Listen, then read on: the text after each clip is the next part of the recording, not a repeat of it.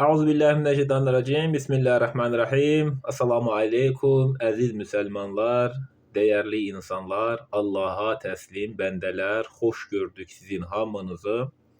Bugünkü bizim Qur'an-ı Kərim söhbətimiz dostluq ilə əlaqəli olacaq, dost ilə əlaqəli olacaq və bu barədə Quranda 41 ayə keçməkdədir.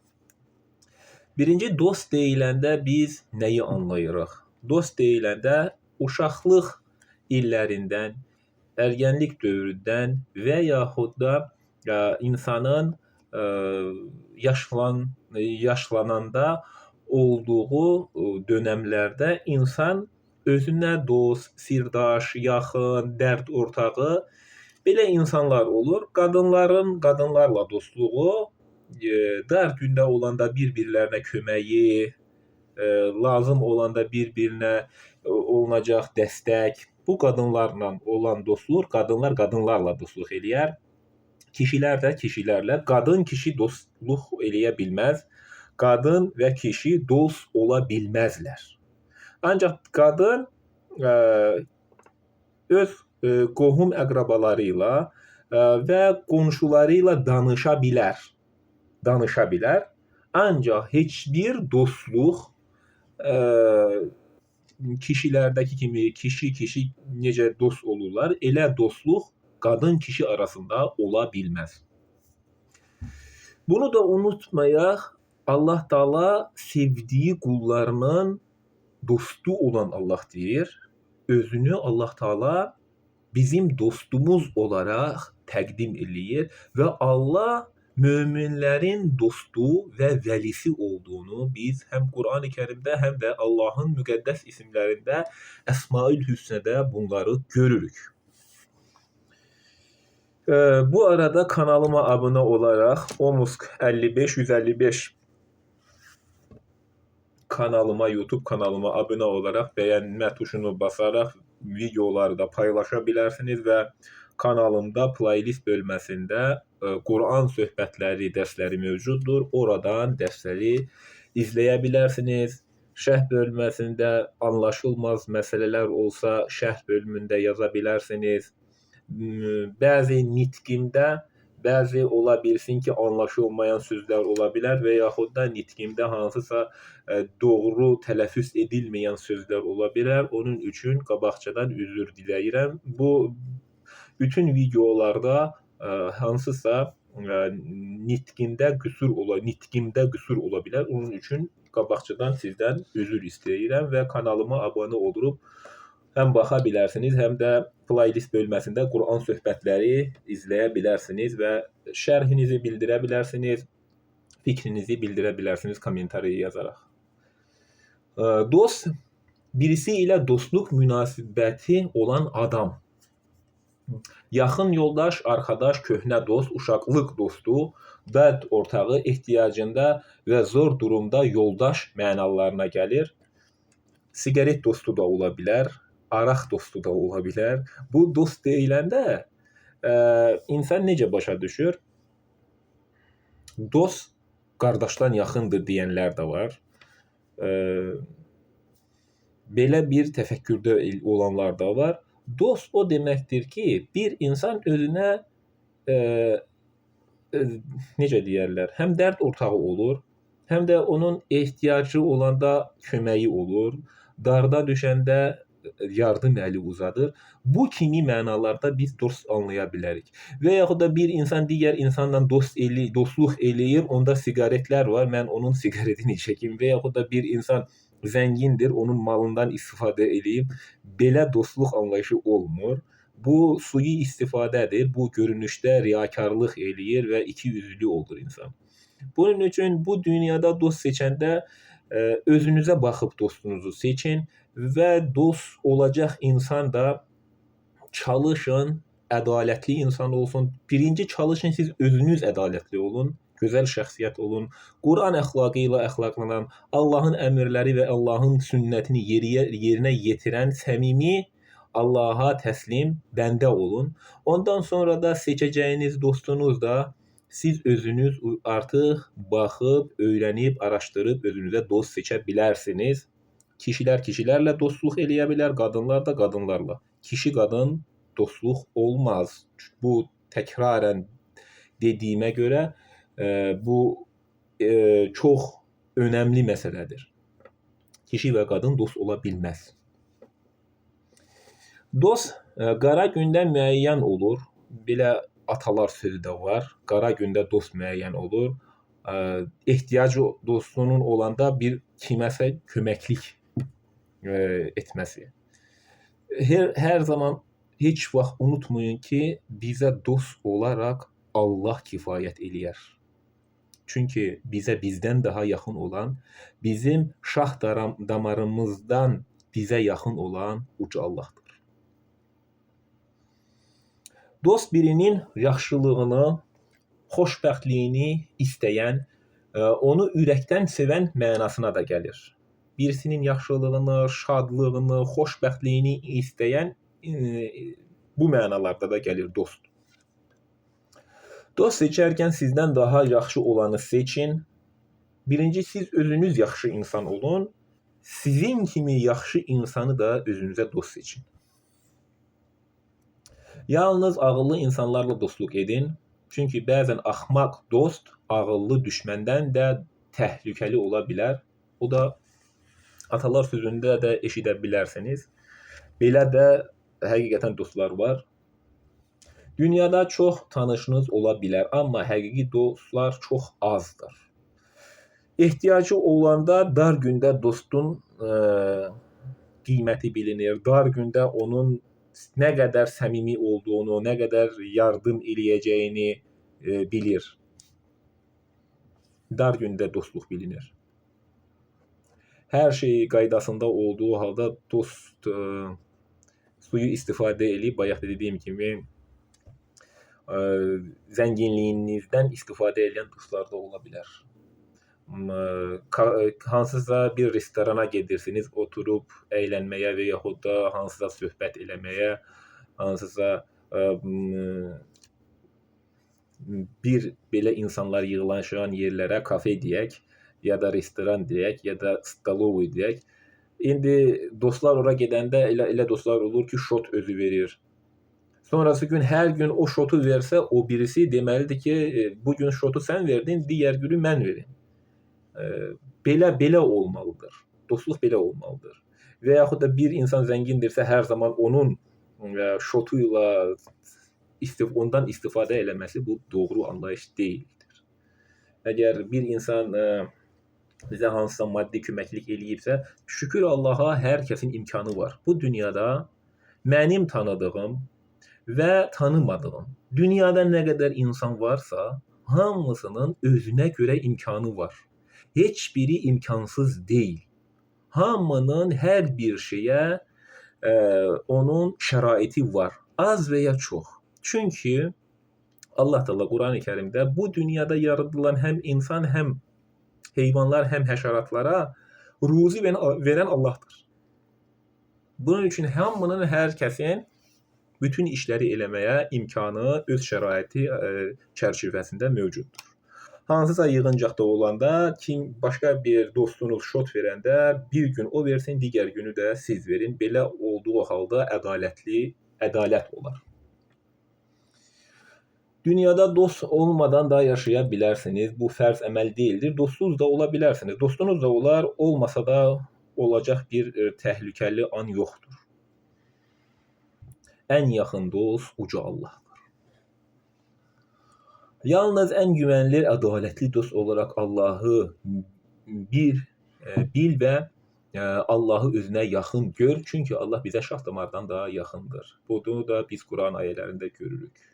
Dostluq kişi ilə olar. Bayaq dediyim kimi, kişi-qadın dost ola bilməz. Çünki qadın naməhrəm olduğu üçün kənar kişilərlə dost olması, danışması uyğun görülmür. Qadın hansı insanlarla danışa bilər? Kişilərdən qohum-əqraba, qonu-qonşu, yaxın tanış adamlar istisna olmaqla tanış olmayan kişilərlə qadının danışması uyğun deyildir. Çünki tanış olmayan bəzi kişilər qadınla söhbətin normativi poza bilər və əxlaqsız davranışda bulunan kişilər də ola bilər.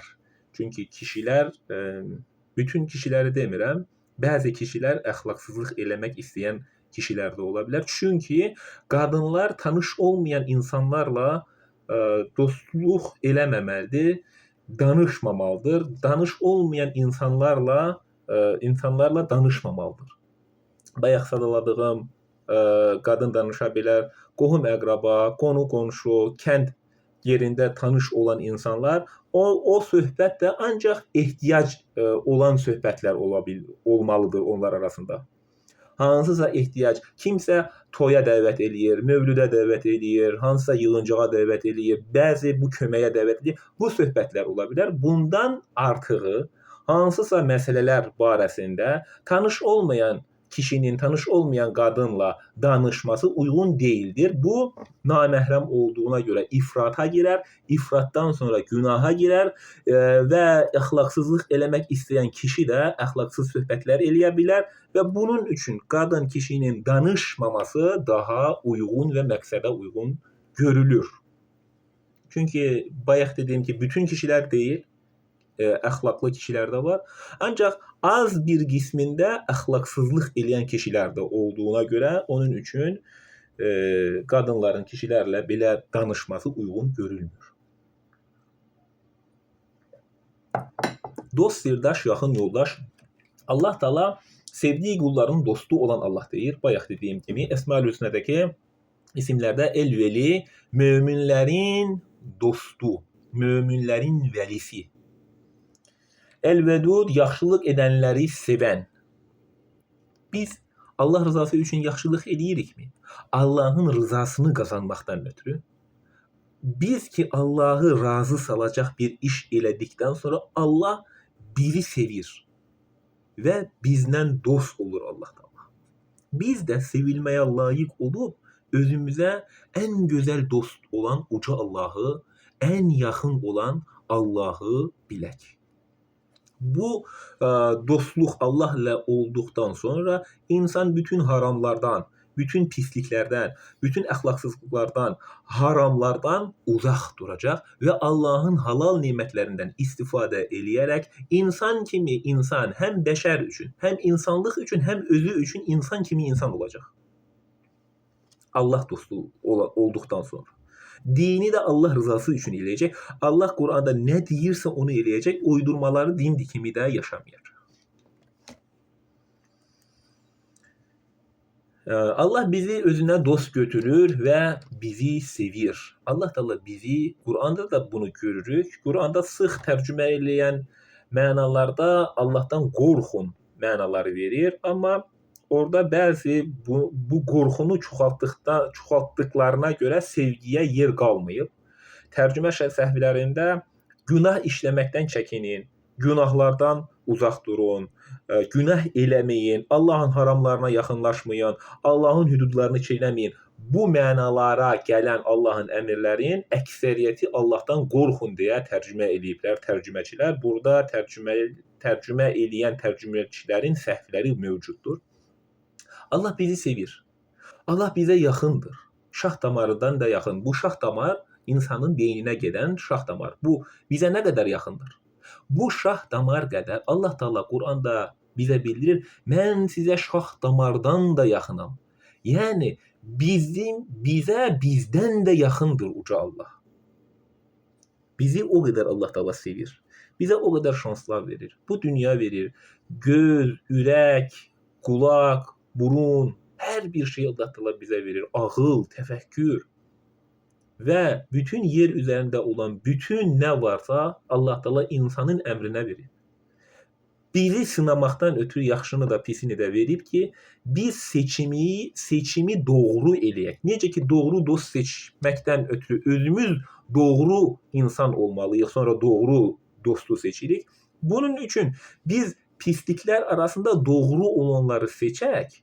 Ədalətli olanları, Allahın əmrlərinə uyğun olan, Allahın əmrlərini, Allahın yasaqlarını çeynəmədən, Allaha səmimi qəlbdən boyun əyərək, Allah nə deyirsə onu eləsək, bu dünyada, axirətdə bizim üçün yaxşı, şad olacaq.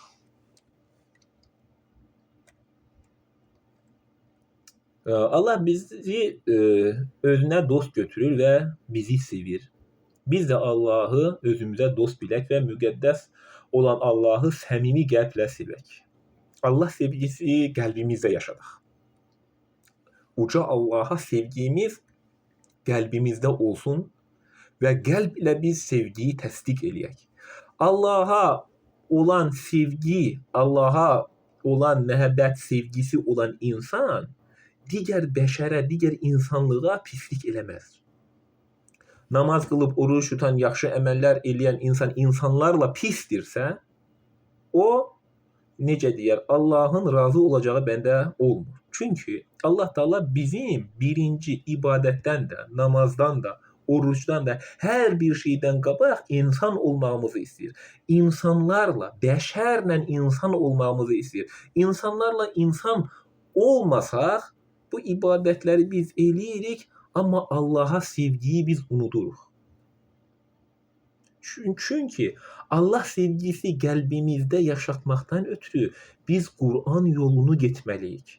Biz Qur'anda olan əmir və yasaqları, Allahın fərzi və sünnəti olduğu kimi yaşayaq, yaşatsaq, biz mömin Allaha təslim bəndə olasıyıq. Allah nə əmr edibsə onu eləsiyik. Başqa uydurmaların peşindən qaçıb da özümüzə hansısa yardımçılar axtarası olmayasıyıq, axtarası deyilik. Vəlimiz olaraq, dostumuz olaraq, yardımçımız olaraq, şəfaətçimiz olaraq Allah bəsdir, Allah kifayətdir. Kimə Allah kifayət eləmirsə, onlar özlərinə yollar axtararaq insanları aldadırlar.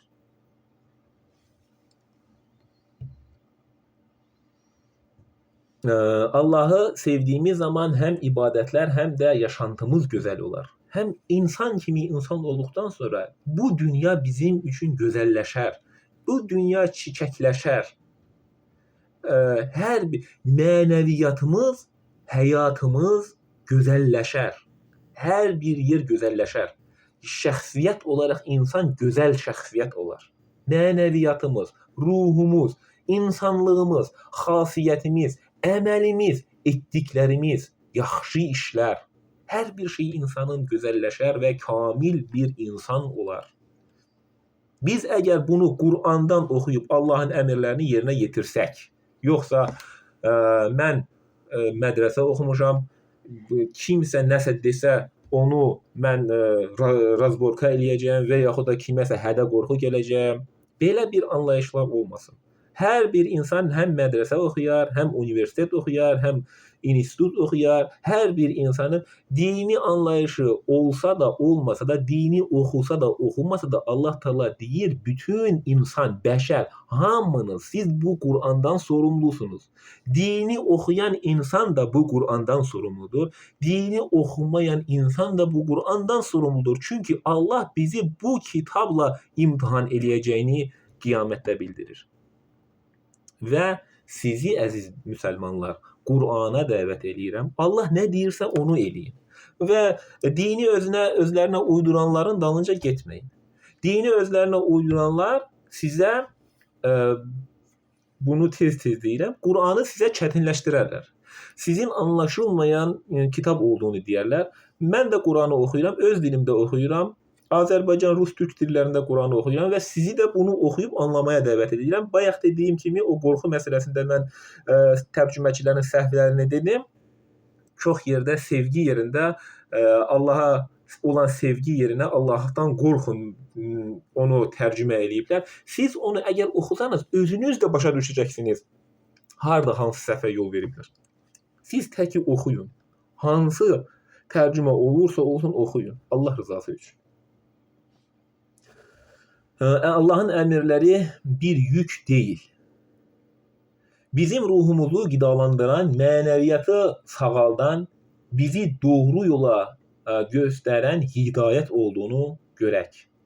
Çalışın, sevilməyə, dostluğa layiq olaq. Quran ayələrinə keçək. Əl-Bəqərə 119. Biz səni haqq ilə müjdələyən və xəbərdarlıq edən bir peyğəmbər göndərdik. Cəhənnəm sakinləri barəsində isə sən sorğu-sual olunmayacaqsan. Peyğəmbər, çünki sən artıq öz öhdənə gələni yerinə yetirmisən. Bir ara bir söhbətdə mən bunu qeyd eləmişdim. Bizim müsəlmanların etdiyi bəzi günahlara görə o dünyada peyğəmbərin əziyyətlər çəkdiyini və öz ümməti üçün onun rahatsız olduğunu biz eşitmişik və belə uydurmalar da ortalıqda gəzməkdədir. Bəqərə surəsinin 119-cu ayəsində Allah Taala belə deyir: Biz səni haqq ilə müjdələyən və xəbərdarlıq edən bir peyğəmbər göndərdik. Muhammed də ona qədər olan peyğəmbərlərdir. Cəhənnəm sakinləri barəsində isə sən sorğu-sual olunmayacaqsan. Artıq peyğəmbər bizə hidayət rəhbəri gətirib. Bu kitab əlimizdədir. Bunu oxuyub oxumamağımız artıq peyğəmbər cavabdeh deyildir. Peyğəmbər öz öhdəliyinə düşəni yerinə yetirib, kitab əlimizdədir. Artıq əməl eləyən özü üçün yaxşı əməl eləyər, eləməyən də özü üçün pislik eləyər. Allah Taala Quranda bizə seçim verir. İstəyən iman gətirin, istəyən inkar edin. Seçim sizindir. Dinlərinə uyana qədər Yahudisi də, Xristiyanı da səndən əsla xoşlanmaz. Yalnız Allahın haqq yolu doğru yoldur. Əgər sənə gələn elmdən sonra onların istəklərinə uysan, səni Allahdan nə bir qoruyan, nə də bir xilas edən olar. Çünki peyğəmbərlər özlərinə nə vəhiy olunubsa ona uyarlar. Hər bir peyğəmbər özünə nə vəhiy olubsa ona uyar. Və hədisləri dini hökmlər deyə yazaraq dini tamamlamağa çalışmazlar və hədisləri yazaraq dini tamamlamağa çalışmazlar. Artıq onlara Quran gəlib, ona uyarlar. Çünki Allah Taala bu dini tamamlayıb öz əmir və qadağaları ilə Allah Taala bu dini tamamlayıb. Dinə, hədis gücünə ehtiyac yoxdur. Dini yaşamaqdan ötürü, anlamaqdan ötürü hədis gücünə ehtiyac yoxdur. Bu din Quranda Allah Taala tamamlayıb. Çünki hədislərin əksəriyyəti Qurana uyğun deyildir. Çoxlu uydurma hədislər var. Buxarinin özünün yazdığı hədislərin 6000 hədisinin içərisindən 3000-dən çoxu həm uydurma, həm oxşar, həm də sənədi zəif olduğuna görə 3000 dənəsi çıxarıb. Yerdə az bir hədislər qalıb. Bu boyda hədisləri çıxardıqdan sonra burada harda qaldı doğruluq? Doğruluq qaldı mı? Əhsənül hədis, ən gözəl hədis Quran-ı Kərimdir və İbn Macə və yaxud da Hənifənin və yaxud da Maturidilərin, Şiələrin yazdıqları hədislər deyək. Biz bunu dağıdıb dini niyə parçalayırıq? Dinimizi yaşamaqdan ötürü Allah Taala bizim illərlə oxumağa ehtiyacımız olmur. İllərlə oxuyub oxumağa ehtiyac yoxdur dini bilməkdən ötürü. Dini bilməkdən ötürü 6236 dənə ayəni sən anlasan, həyata keçirsən, yaşasan, yaşatsan, sən dini bilmiş bir insan olursan, dini bilgilərin cəm olunmuş bir insan olursan. Sən bu Qurandan nə qədər uzaqsan, o qədər sən çətinliklərlə Allaha yaxınlaşmaq istəyirsən. Çətinliklərlə Allaha yaxınlaşacaqsan. Mən sizə rahat və doğru olan yolla Allaha yaxınlıq eləyin deyirəm. Çətinliklər, özünüzü niyə çətinliklərə salırsınız? Ona görə ki, bəzi insanlar hədisləri dini bölmək istəyənlər ön plana çıxarıb Quranı anlamazlığa qoyurlar. Hədisləri ön plana çıxarırlar və Quranı anlamayan kitab olduğuna görə onu ikinci hissəyə qoyacaqlar, ikinci yerə atacaqlar. Quran ikinci yerdə olur. Hədis birinci yerdədir, örf, adət, ənənələr birinci yerdədir. Quran ən axırdadır. Birinci bunları öyrən, hədis, örf, adət, ənənə, hansı bunları öyrən. Ən axırda Quranı öyrənib, artıq onu oxuyub anlamağa beynində yer qalmır. Çünki bu qabaqcadan uydurmaları beynini doldurduğuna görə Quranda olan haqq, ədalət onun beynində buna yer qalmır. Sən birinci doğru olanı oxuyub anla, sonra o hədislərə, örf, adətlərə keç. Hər kəs özü bilər. Zuhruf 44. Allah Taala bizi sorğu-sual eləyəcək kitab Qurandır. Nə örfündən, nə adətindən, nə hədislərindən və yaxud da hansısa fiqhdən, kəlamdan, fəlsəfədən Allah Taala bizi sorumlu eləməyəcək. Yalnız bu Qurandan. Mən sizə deyirəm, Allah Taala nə əmr, mən olmayım, başqa birisi olsun. Bu Qur'anı açıqlayıb, bu Qur'andan söhbət edib insanlara danışası deyilikmi? Bu Qur'an nə qədər biz bu Qur'anı gizli saxlayasıyıq? Nə qədər bu Qur'an ayələri gizlədəcəyik?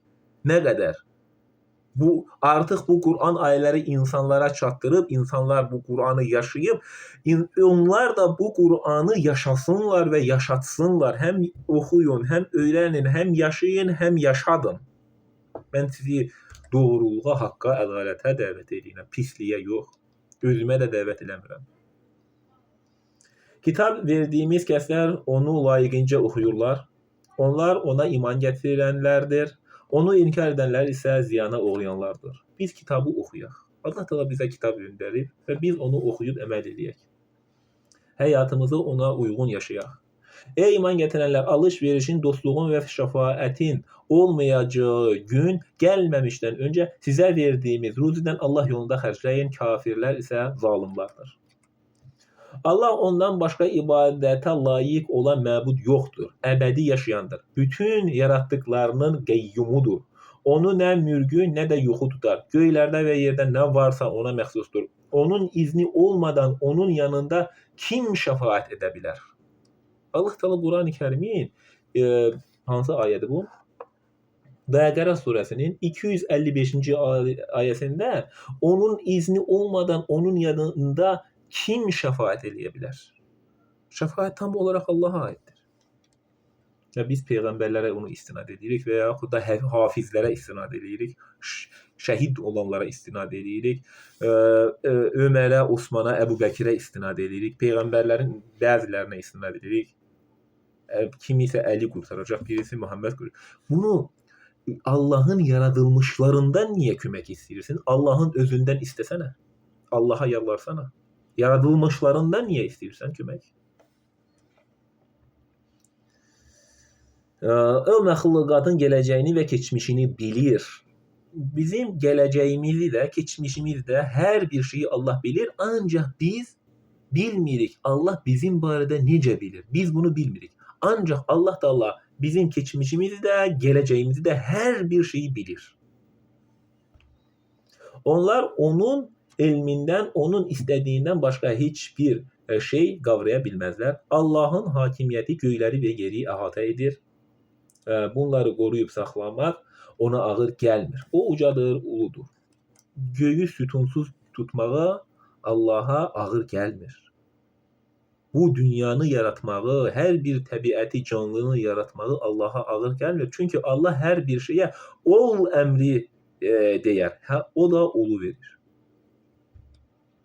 Allah xaliqdir, yaradan, hər bir şey yaradan Allahdır. İnsan bir yarpaq yaratmağa belə acizdir. Acizdir insan. Allahın yaradılmış şeylər üzərində insan ekspert eləyərək orada hansısa təcrübələri eləyə bilər. İnsan heç bir şey yaratmır. Düşünürsünüz ki, bir kimsə iPhone, kimsə Apple və yaxud da robotlar, Androidlər ortaya çıxıblar. Bunlar yaradıcı deyillər. Allahın verdiyi nemətləri bir-birinə plus minus eləyərək və yaxud da geometrdən, riyaziyyatdan, fizikadan istifadə eləyərək bir şeyləri ortaya çıxarıblar. Olan bir şeyi ortaya çıxarıblar. Hər bir şey də yerdən çıxır, torpaqdan çıxır. Torpaqdan çıxarmayıb insan bir şeylər eləməyə başlasın, eləyə bilərmi? O torpaqda o yerləşdirən kimdir? Uca Allah. Torpaqda neft, qaz, bütün qazıntılar, dəyərli metallar torpaqda yerləşdirən kimdir? Uca Allah. İnsan hər bir şeyi eləməyə acizdir və insan özü də zəif yaradılmışdır. Çox zəifdir insan. Bəziləri də şiddətli nankördür. Amma qədir bilən insanlar da var. Dində məcburiyyət yoxdur. Dində heç bir məcburiyyət yoxdur. Hər kəs sərbəstdir. Hər kəs dinini özü necə bilirsə yaşaya bilər. Ancaq Allah Teala deyir, bu Qur'anla siz yaşasanız sizə qurtuluş olar. Ancaq bizi Allah Teala məcbur eləmir. Sən onu sevərək oxuyub, anlayıb, həyata keçirsən bizə qurtuluş var. Yoxsa Qur'andan başqa kitablar oxuyub biz qurtuluşa ərmək istəsək, Zuhruf surəsinin 44-cü ayəyə biz zidd hərəkət eləmiş oluruq. Biz Qur'an yoluyla biz həm dünyanı, həm axirəti qazanmağa çalışaq. Artıq doğru yol azğınlıqdan aydın fərqlidir. Qur'an vasitəsilə biz doğruları anlayırıq. Hər kəs tağutu inkar edib, tağut həddini aşan, Allaha iman gətirirlərsə, heç vaxt qırılmayan ən möhkəm dəstəkdən yapışmış olar. Allah eşidəndir, biləndir. Allah iman gətirənlərin himayədarıdır, dostudur, iman gətirənlərin. Allah iman gətirənlərin dostu olduğunu bildirir. Hansı, necə iman? Qur'anda Allahın bildirdiyi şəkildə olacaq o iman. Allah necə bildiribsə elə. İnsanların, uydurmacıların və yaxud da təriqətçilərin, xurafatların bildirdiyi yollarla yox. Allah Qur'anda nə deyirsə o. Onları zülmətdən nura çıxarır, kafirlərin dostları isə tağutlardır. Bunlar da onları nurdan zülmətə salırlar. Onlar od sakinləridir və orada əbədi qalacaqlar. Ali İmran 175. O şeytan sadəcə sizi öz dostları ilə qorxudur. Möminsinizsə onlardan qorxmayın, məndən qorxun. Allah Taala özündən qorxun. Allahın əmrlərinə qarşı çıxmayaq. Allah nə deyirsə biz onu edək. Həm dünya səadəti, xoşbəxtliyi, həm də axirət xoşbəxtliyi qazanmaq istəyirsinizsə, Allah Qur'an-ı Kərimdə nə deyirsə anlayan dildə oxuyub həyata keçirin. Küfrə can atanlar səni kədərləndirməsin. Çünki onlar Allaha heç bir zərər yetirə bilməzlər. Allah da onlara axirətdə bir pay vermək istəməz. Onlar üçün böyük bir əzab vardır. Küfür eləyən insanlar, bu Allah Taala bütün peyğəmbərlərə kitab veriləndə o insanlar müsəlman olublar, müşrik olublar. Və kitab göndərib ki, siz doğruları anlayın, araşdırın, yaşayın. Peyğəmbərlər vəhiy gətirəndə insanların əksəriyyəti Hud, Nuh, Süleyman, Yusuf, Yunus, Adəm bu peyğəmbərlərə qarşı çıxmayan ümmət olmayıb. Əksəriyyət onlara qarşı çıxıb. Çünki peyğəmbərlərin gətirdiyi haqq olan dini yaşayıb anlamaq istəməyiblər və bu gün də əfsuslar olsun ki, Allah Taala öz dinini peyğəmbər, elçi vasitəsilə bizə çatdırıb, biz o dini yaşamaq istəmirik. Biz deyiləndə mən Allahın dinini yaşayıram. Əksəriyyətiniz onu yaşamaq istəmirsiniz. Əksəriyyətiniz mən insanları Qur'ana dəvət eləyəndə sən necə ola bilərsən ki, Qur'ana insanlar dəvət eləyir deyənlər var. Quranist deyirlər. Bəs mən insanlara dini yaşamaqdan ötürü kimə qulaq asmaları deməliyəm? Gedin müridlərin peşindən gedin və yaxud da hansısa təriqətlərin peşindən gedin, xurafatların dalınca gedin, hədisçilərin, uydurma hədislərin dalınca gedin və yaxud şiə olun və yaxud sünni olun. Hansı yalanı mən doğru olaraq sizə danışım? Mən doğruları Allahın kitabından olduğu şəkildə danışıram. Doğrudan da imanı əldən verməyib küfrü alanlar, doğrudan da imanı əldən verib küfrü alanlar Allaha heç bir zərər yetirə bilmədilər. Onlara ağrılı-acılı əzab gözləyir. Kafirlər elə güman etməsinlər ki, bizim onlara möhlət verdiyimiz xeyirləri nədir? Biz onlara görə möhlət veririk ki, günahlarını daha da artırsın. Onlar üçün alçaldıcı bir əzab hazırlamışlar. Ən-Nisa 25. Sizlərdən hər kəs maddi imkanı olmadığına görə azad mömin qadınlarla evlənə bilmirsə, onda sahib olduğunuz mömin əsir qızlarınızı nikahlaya bilərsiniz. Allah sizin imanınıza daha yaxşı bələddir. Siz bir-birinizdənsiniz. Onları əsir qadınların namusunu qoruyan, zinakarlıq etməyən və gizli dost saxlamayan qadınlardırsa, onlarla sahiblərinin icazəsi ilə evlənin və mehirlərini şəriətə müvafiq qaydada verin. Mehir barəsində mən danışmışdım. Kişi evlənəndə qadına, evlənəcək olan qadına, həyat yoldaşına mehrini verməlidir. Mehir o maşın ola bilər, ev ola bilər, hansısa dəyərli əşyalar və yaxud da pul ola bilər, nəsə ola bilər. Dəyərli bir şey olsun. İnsanın vəziyyətinə baxır. Hər bir insan öz imkanına baxıb mehr verməlidir. Zəngin insan mehr veribsə, kasıb bir insan da öz imkanına baxıb verməlidir. Kasıb bir insan zəngin bir insan kimi mehr verə bilməz. Onda o imkan yoxdur. Kasıb imkanına görə, zəngin də öz varına görə mehirlərini versinlər. Bunu Allah Taala deyir, özümdən demirəm. Əgər ərə getdikdən sonra zina etsələr, onlara azad qadınlara verilən cəzanın yarısını tətbiq edilər. Bu qayda evlənmək, sıxıntıya düşməkdən və ya zina etməkdən qorxanlarınız üçündür. Amma səbirli olsanız bu sizin üçün daha yaxşı olar. Allah bağışlayan da rəhimlidir. 26-cı ayə. Allah sizə şəriət hökmlərini bəyan etmək, sizi özünüzdən əvvəlkilərin doğru yollarına yönəltmək və tövbələrinizi qəbul eləmək istəyir. Allah biləndir, müdrikdir. Hər zaman Allah Taala bizə tövbə qapıları açıb, ölənə qədər tövbə şansımız var. Öldükdən sonra tövbəyə şans yoxdur. Allah sizin tövbələrinizi qəbul etmək istədiyi halda ehtiraslara qapılaraq sizi çox kənara meyl etməyə, haqdan uzaqlaşmaya yönəlirsiniz. Biz sağlam, güclü, hər bir şey yerində olanda Allah yadımızdan çıxar. Başımız əyləncələrə qarışır. Necə ki bir xəstəlik tutdu mu, həmən insan Allahı yadına salır. Çalışın o əyləncəyə də hansısa özünüzün nəfsinin istədikləri şeyləri yerinə yetirən vaxtı sizdən o güc, energiya varsa, o energiya olan vaxtı Allahı tez-tez yad edin. Çünki hər hansı bir istənilməz hadisə baş verərsə, siz o zaman Allah yadınıza düşər. Sağlam ikən Allaha yaxınlıq edin. Onu dost bilin. Allaha boyun əyin. Allah sizin üçün şəriət hökmlərini yüngülləşdirmək istəyir, çünki insan zəif yaradılmışdır. Quran-ı Kərimdə də biz görürük, insan zəif yaradılmışdır.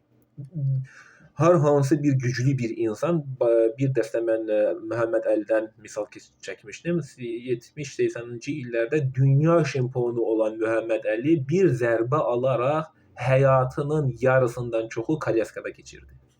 Amma o dünyaya meydan oxuyan insan idi. Bunu mən misal çəkirəm. Yəni insan bədən üzvlərinin birisi zədələnsə, insan zəif olur. Nə qədər güclü insan olursa olsun, bədən üzvlərindən birisi zəifləndi mi, yaralandı mı, xəstələndi mi, insan yatalaq olur və yaxud da Kalyaskaya düşür. Bunun üçün sağ ikən sağlamlığınızın qədrini bilərək Allaha təşəkkür edin, Allaha boyun əyin, Allaha dua edin, yalnız ona minnətdarlığınızı bildirin. Sağlamlığınız əlindədir, əlinizdədir. İşləyirik, çalışırıq, çabalayırıq. Bu sağlamlığı bizə bəxş eləyən, bu sağlamlığı həyatı verən kimdir? Uca Allah. Bunun üçün uca Allaha layiqincə ibadət edin və ona boyun əyərək yalnız Allaha dua edin. Allah sizin düşmənlərinizi daha yaxşı tanıyır. Dost olaraq Allah kifayət edər. Bayaq dediyim, bu dünyada dostsuz da yaşaya bilərsiniz. Allah Taala Nisa surəsinin 45-ci ayətində dost olaraq Allah kifayət edər deyir. Dost olmasa yenə itirdiyiniz bir şey yoxdur. Heç bir dost, heç bir yardımcı, heç bir insan yoxdursa Allah kifayətdir. Yardımcı olaraq Allah yetər. Allah şeytana lənət etdi, yəni dışladı. O isə dedi, mən sənin qullarından müəyyən bir qismi hökmən ələ alacağam. Ələ alıb şeytan bəzilərini yoldan çıxarır. Mən onları mütləq doğru yoldan azdıracaq və xülyalara salacağam. Onlara mal qaranın, ənamın qulaqlarını kəsməyi buyuracaq və Allahın yaratdıqlarına dəyişiklik verməyi əmr edəcəyəm. Allahı qoyub şeytanı özünə himayədar tutan şəxs açıq-aşkar ziyana uğramışdır. Buradaki qulaq kəsmənin nə olduğunu anlayaq. Məkkə müşrikləri bütlərə qurban edəcəkləri bəzi heyvanları əvvəlcədən işarələmək üçün onların qulaqlarını yarar, kəsər və onları bir müddət sərbəst buraxarlardır. O heyvanların ətlərindən, südlərindən və yunlarından ölənə qədər istifadə edəməzlər. Bəzilərini təkcə kişilərə halal, qadınlara haram olduğunu söyləyərlərdi. Bu ayətdə bildirilən xüsus budur. Qulaqların yarılması. Və bu bir çox müşrik topluluqda görünən uygulamadır. Şeytan onlara vədlər verir və onları xülyalara salır. Lakin şeytanın onlara verdiyi vədlər aldatmaqdan başqa bir şey deyil. Həm kişilərdən, həm qadınlardan mömin olaraq yaxşı işlər görənlər cənnətə girərlər və onlara xurma çəyirdəyinin qırıntısı qədər haqsızlıq etməz. Allah Taala yaxşı işlər eləyən qadınların da, kişilərin də vəd eləyəcək cənnət ilə müjdələyir. Biz çalışaq, yaxşı insan olaq. Yaxşılıqları eləyək. Allah Taala bizə deyir, sizə bir insan pislik eləyibsə, yaxşılıqla onu bağla. Qəzəblənirsinizsə, qəzəbinizi boğun. Qəzəbinizi boğanlarınız nə qədərdir? Bir adam bir maşın sürəndə birisi qabağına keçsə qəzəblənəcək, gedib onun qabağında tormuz verəcək, ona ağzına gələni danışacaq, sinirlənəcək, özündən çıxacaq. Qəzəblənməyin. Qəzəbinizi boğun. Özünüzü ələ alın və özünüzü idarə edin. Yaxşı işlər görməkdə də bir-birinizlə yarışın. Yaxşı işlər görərək Allaha tam təslim olan və şirkdən uzaq bir tövhid inancı ilə İbrahimin İslam dininə uyan kimsədən daha gözəl bir dinə kim sahib ola bilər? Allah İbrahimi sevimli dost tutmuşdur. Biz də Allahın sevimli dostları olaq, sevilməyə layiq olaq. Möminləri qoyub kafirləri özlərinə dost tutanlar gücü və əzəməti onlarda mı axtarırlar? Halbuki qüvvət və əzəmət tamamilə Allaha məxsusdur. Allah kitabda sizə nazil etmişdir ki, Allahın ayələrini inkar edildiyini və onlara istehza olunduğunu eşitdiyiniz zaman günahkarlar başqa bir söhbətə keçməyincə onlarla bir yerdə oturmayın. Yoxsa siz də onların tayı olarsınız. Şübhəsiz ki, Allah bütün münafiqləri və kafirləri cəhənnəmə toplayacaqdır. Hər zaman Allahı yad et. Onu uca tut, onu ulu tut, onu müqəddəs tut. Və Allahın ayələri ilə hökm et. Allah nə deyirsə onu de. Qurana uyğunsuz bir şey danışma. Hər bir danışdığın dini məsələ danışacaqsansa, hər bir dediyin söz Qurana uyğun olsun və gözəl şəkildə də insanlara elə şəkildə dini təbliğ et ki, insanlar qulaq assınlar, insanlar istəsinlər onu. Uydurmaları yox. Əksəriyyət insanlar da Qur'anı anlamaq istəmirlər. Çünki mən necə ki insanlara Qur'anı bəyan eləməyə çalışıram, mən olmayım, başqa birisi olsun, bu vəzifəni bizim hamımızın üzərinə düşən vəzifədir bu. Siz düşünməyin ki, mən Qur'anı anlamıram, onu oxumuram, mən ondan cavabdeh deyiləm, fikrinizdə olmayın. Çünki hər bir insan bu Qur'andan cavabdehdir. Mən cavabdeh olduğumuzu, bu kitabdan sorumlu olduğumuzu və bu kitabdan sorğu-sual olunacağını mən sizə bəyan edirəm. Və yaxud da başqa biri. Bizi Qur'anla, Allah Taala bizi Qur'anla xəbərdarlıq eləyir. Peyğəmbərlər bizə müjdəçi və xəbərdar eləyəcək insanlar olaraq Peyğəmbər öz elçilərini göndərir və Allah öz əmrlərini onlara vəhy eləyib bizə çatdırıb. Bu vəhyin məqsədi nədir? Biz məqsədini, mahiyyətini anlamaqdan ötürü Qur'anı anlayıb yaşamalıyıq və Allahın əmrləri olduğu kimi həyata keçirməliyik. Sən Qur'anı insanlara anlayan dilində danış. Üz döndərənlər kafirlərdir. Hər zaman, hər dəstə Qur'anı öz dilində oxuyub, anlayıb, yaşayıb, yaşatmağa dəvət edirəm hər kəsi. İman gətirib xeyirxah işlər görənlərə gəldikdə isə Allah onların mükafatlarını tam verəcək və öz lütfündən onlar üçün istədiyi qədər artıracaqdır. Allah ibadət etməyi özlərinə ar bilənləri və təkəbbürlü göstərənləri göstərənlərə gəlincə Allah onları ağırlı, acılı bir əzaba düçar edəcəkdir. Onlar Allahdan başqa özlərinə nə bir dost, nə də bir yardımcı tapmayacaqlar. Əl-Maidə 5. Bugün pak nemətlər sizə halal edildi. Kitab verilənlərin yeməkləri sizə halal, sizin yeməkləriniz də onlara halaldır. Xristian və Yahudilərin kəsdikləri heyvanlar və yeməkləri sizə halal, sizin yeməkləriniz də kəsdikləriniz heyvanlar onlara halaldır. Bir insan deməsin ki, dini özünə uyduran Maqnit, Bikorka və yaxud da digər mağazinlərdə olan, Rusiyada və yaxud da Germaniyada olan ətlər biz yeyə bilmərik. Deyə bilməzsiniz, çünki deməyə haqqınız yox. Allah Taala həm xristianın, həm yahudilərin kəsdiyi heyvanlar sizə halaldır, həm sizin kəsdikləriniz də onlara halaldır deyir. Burada nöqtə. Artıq özünüzdən uydurmaları, o toyuğu kəsəndə bismillah deməyib, o toyuğu və yaxud da kəsəndə Rus onu kəsib. Belə anlayışlar olmaz.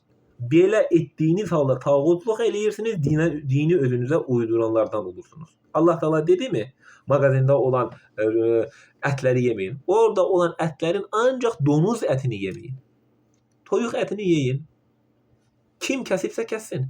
Ancaq Yaponiyaya gedəndə, Çinə gedəndə orada yeməyə bilərsiniz. Çünki onlar bütlərə sitayiş edən insanlar olduğuna görə bütün adıyla kəsilən ətlər ola bilər. Çünki Allah Taala Qurani-Kərimdə bir ət haram eləyib, bir variantı da bütlərin əlini Allahın adından başqa bir bütlər və yaxud da kiminsə adından kəsilibsə o əti yeyə bilməzsiniz.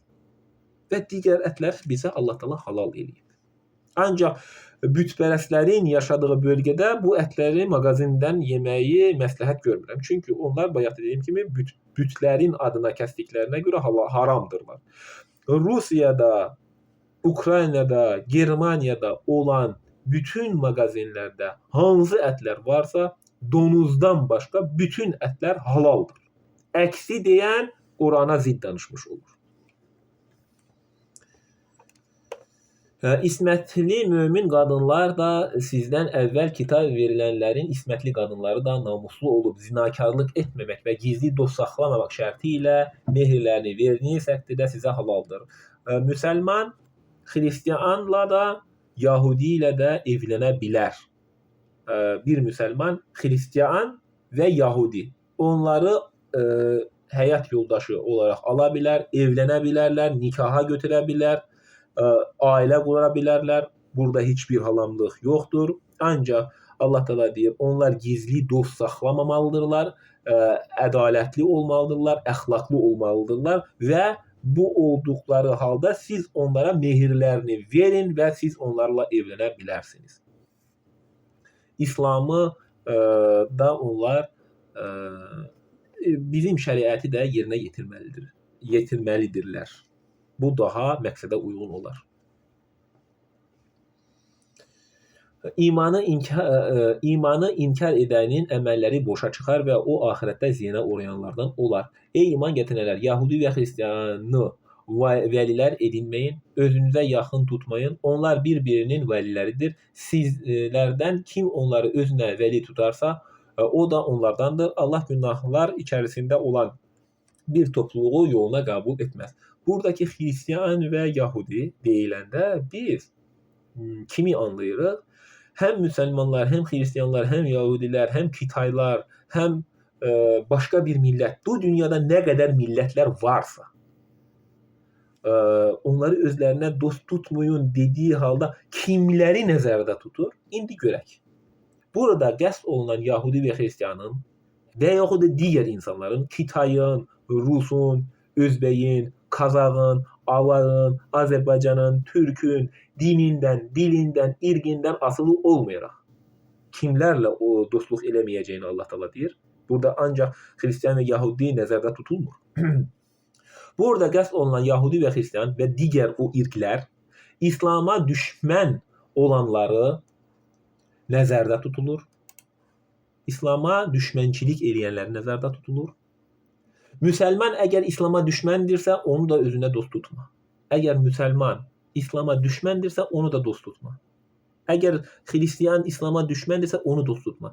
Əgər avar İslam'a düşmendirse onu dost tutma. Türk İslam'a düşmendirse, Azerbaycanlı İslam'a düşmendirse onu dost tutma. Rus, Türk, Özbek, Avar, Kazak, Kırgız, İngiliz dininden, dilinden asılı olmayarak kim İslam'a düşmendirse onları özünüze dost tutmayın. Biz buradan bunu bile anlıyoruz. Müslüman eğer İslam'a düşmendirse onu da özüne dost tutma. Burada məqsəd Allah'a, Kur'an'a, İslam'a karşı çıkan kim olursa olsun onu özünüze dost edinmeyin. Dilinden, irginden asılı olmayarak. Sizin dostunuz yalnız Allah, onun elçisi ve iman getirenlerdir. Dostlarınız bunlardır. Eğer Rus İslam'a hürmeti varsa dost seçin. Yahudi İslam'a hürmeti varsa dost seçin. Düşmendirlerse yok, dosttursa, güzel davranırsa dostunuz, dost olarak seçebilirsiniz ve dininden, irginden asılı olmayarak kim İslam'ı güzel şekilde destekleyirse onları özünüze dost seçin. Kitay eğer, Buddist eğer İslam'ı bilirse, yaşayırsa, güzel şekilde anlayırsa, hürmet edirse Kitay'dan da dost olabilirsiniz. Buradaki məqsəd İslam'a kim düşmendirse, kim İslam'ı lekeleyirse onları özünüze dost seçmeyin. Yəqin fikrim size çattı. Onlar Allah'a boyun eğer, namaz kılar ve zekat verirler. Kim Allah'ı, onun elçisini ve iman getirenler özüne dost tutarsa, bilsin ki qəlbə çalanlar da məhz Allah'ın tərəfində yer alanlardır. Ey iman getirenler, sizden evvel kitap verilenlerden dininize ele salıp oyuncak hesap edenleri ve kafirleri özünüze dost tutmayın. Eğer müminsinizse Allah'a karşı gelmekten çekinin. En'am 121. Üstünde Allah'ın adı çekilmemiş kurbanlık, Bismillah deyip kesilmemiş hayvanlardan yemeyin çünkü bu günahtır. Burada məqsəd kurban kesilecek hayvanları keseceğiniz zaman üzerine Allah'ın adını çekin, yoksa burada Hristiyanların kestiği hayvanlar değil. Burada bunlar nəzərə tutulmur. Yuxarıda oxuduğum ayədə Allah bizim kestikleri Hristiyanlara, onların kestikleri de bize halal edir. Allah Teala ancak kurban kesilecek, En'am suresinde de deyir, koyun, keçi, sığır, deve bunlar kurbanlık eləyir ve ancak bu kurbanlık kesilen vaxtı Allah'ın adını anarak Bismillahirrahmanirrahim diyerek kurbanı kesin deyir. Bir diğer hayvanlarda bu şart Allah Teala koşur. Bu şartı ancak kurbanlıkta Allah Teala koşur. Pikorkada veya Magnit'teki veya da metro magazinlerdeki lentalardaki, pirlavkalardaki etlerin hamısı halaldır. Donuz etinden başka. Kim kesirse kessin. Allah Teala halal eləyir ve biz de halal olarak bilirik. Allah Teala haram deyirsə biz o zaman haram bilərik. Çünkü Hristiyan ve Yahudilerin kestikleri size halal, sizin kestikleriniz onlara halal elədi Allah Teala. Həqiqətən şeytanlar öz dostlarına sizinle mübahisə etmek için batil əqidələr təlqin edirlər. Əgər onlara itaat etsəniz, sözsüz ki, siz də müşriklərdən olarsınız. Allah Quranda yalnız qurban kesiləcək heyvanı kesəcəyiniz zaman Allahın adını çəkin deyir. Qoyun, keçi, dəvə, inək növləri. Bunları kesiləcək. Bu qurbanlıqda bu heyvanlardan olur. Bu heyvanlardan başqa heyvanlardan qurbanlıq olmur. Qoyun, keçi, dəvə, inək növləri. İnək, dana, bu növlər. Bundan başka hayvanlar kurbanlığa yaramır. Allah Teala bunları deyir. Bunlardan kurban kesebilirsiniz ve ancak bu kurbanlık eliyesi var Allah'ın adını üzerinize çekin. Bismillahirrahmanirrahim, Bismillah Allahu Akbar diyerek bunları kesebilirsiniz. Bunu demeden kesseniz bu kurbanlık batil olar. Çünkü aya var. En'am 121. Bundan başka kesilen hayvanlar Bismillah demeyip kesilmişlerse de onları Allah Teala haram eləmir. Rus'un kestiği hayvan Allah bize haram eləmeyip Bismillah demeyip kesmişse de yine de halaldır. Əksini düşünen Kur'an'a zid danışmış olur ve Kur'an'a zid olunan her bir şeye Allah'a üsyan sayılır. Kur'an'da Allah ne deyirse o.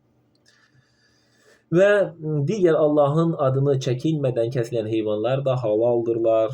Digər insanlar kəsilibsə. Haramdırlar desək Allaha üsyan etmiş oluruq. Allah nə deyirsə biz onu eləmək məcburiyyətindəyik. Əl-Əraf 27. Ey adam oğulları, şeytan əcdadlarınızın ayıb yerlərini özlərinə göstərmək məqsədi ilə aldadaraq libaslarını soyundurub cənnətdən çıxardığı kimi sizi də aldatmasın. Şübhəsiz ki, o və onun nəsli sizləri sizin onları görə bilmədiyiniz yerlərdən görürlər. Şeytanlar, iblislər bizi görürlər, amma biz onları görə bilmirik. Həqiqətən biz şeytanları iman gətirməyənlərin dostları etdik. Onlar bizi görürlər, onlar şeytan, iblis və digər cinlər bizə heç bir ziyan eləyə bilməzlər. Onlar yalnız bizə pisliyi gözəl göstərərək günaha bizə sövq eləyə bilərlər və insan da nəfsinə tabi olaraq onların təlqin etdiyi şeyləri insan həyata keçirir. Heç bir şeytan da, iblis də, cin də bizi pisliyə vadar eləyə bilməz. İnsan pisliyi özü seçir. Onlar pisliyi gözəl göstərərlər və bizim ağlımız var ki, gördüyümüz pislik, gözəl gördüyümüz pislik Qurana ziddir və biz bunu tərgiyirik. Nəfsimizə xoş gəlməyən şeyləri biz eləsək, cənnətə nail olaraq, nəfsimizə xoş gəlməyən şeylər eləsək, cənnəti qazanaraq, nəfsimizə xoş gələn şeyləri eləsək, cəhənnəmi. Elə bil, bunu belə anlayaq, səhər vaxtı durub, namaz qılıb, əl-üzü yuyub, 5-6-da nəfsə çətin gəlir. Bunu eləsək, bizə cənnət olar. Ancaq nəfsimizə nə xoş gəlirsə, get zina elə, içkini iç, qumar oyna, oğurluq et, azart oyunları elə, yalan danış. Nə qədər nəfsə xoş gələn şeylər var. Bunu eləsən, cəhənnəmlik. Bunu biz belə anlayaq. Bunu bir teoriya kimi belə anlayaq. Nəfsinizə xoş gələn şeyləri siz eləməyin. Nəfsinizə xoş gəlməyən şeyləri eləyin ki, ibadətdir, orucdur, namazdır, Allaha təslimiyyətdir. Nəfsə çətin gəlir bu. İnsan eləmək istəmir. Ancaq qiyamətdə Allah Taala etdikləriniz bu ibadətlərin qarşılığını onlarca qat verəcəyini Allah Taala Quranda bildirir. Əl-Ənfal 73 kafirlər də bir-birlərinin dostudurlar. Əgər siz bunu etməsəniz, kafirlər bir-birlərinin dostudurlar. Əgər siz möminlər bir-birinizin dostu olmasanız, bir-birinizə yardımcı olmasanız, yer üzündə fitnə və böyük fəsad baş verər. Əl-Əhqaf 44. Belə hallarda kömək etmək ancaq haqq olan Allaha məxsusdur. Ən yaxşı mükafat verən və ən gözəl aqibət nəsib edən odur. Onlara dünya həyatının misal çək. Bu dünya həyatı göydən göndərdiyimiz yağışa oxşayır. Yerdəki bitkilər onunla qarışıb yetişir. Sonra isə küləyin sovurub apardığı quru çör-çöpə dönür. Allah hər şeyə qadirdir. Bugünkü söhbətimiz dost ilə əlaqəli oldu, dostluq ilə əlaqəli oldu. Qurani Kərimdə biz dost və dostluqun nə olduğunu gördük. Ən yaxın dost bizə uca Allahdır. Çalışın dost seçəndə, insanları dost seçəndə, həmin insan dinə, İslama xələl gətirməyən insan olsun. Yahudi də olar, Xristian da ola bilər, Rus da ola bilər, Fransız da ola bilər, kim olursa olsun o insan dinə xələl gətirməyən, dini ələ salmayan, dini oyuncaq eləməyən, dinə hörmət eləyən, hörmətlə yanaşan və dini din Allahındır deyən, o dini oyun əyləncə eləməyən insanlarla dostluq edin. Kim olursa olsun. Allaha təslim, Allah Quranda nə deyirsə onu eləyən və din Allahındır deyən insanlarla dostluq edin. İslam dininə düşmən olmayan insanları dost seçin. Kim olursa olsun. İslama düşmən olmasınlar. Qurana düşmən olmasınlar. Peyğəmbərlərə, insanlığa düşmən olmasınlar. Həm Yahudi, həm də Xristian dost seçə bilərsiniz və yaxud da digərləri. Onların İslama yanaşması gözəl olsun, gözəl davranmalıdırlar. Gözəl aqibət təqvaya bağlıdır. Bu dünyada dostunuz da dostsuz da yaşaya bilərsiniz. Dost olaraq Allah kifayət edər. Bayaq Quran ayəsini oxuduq belə.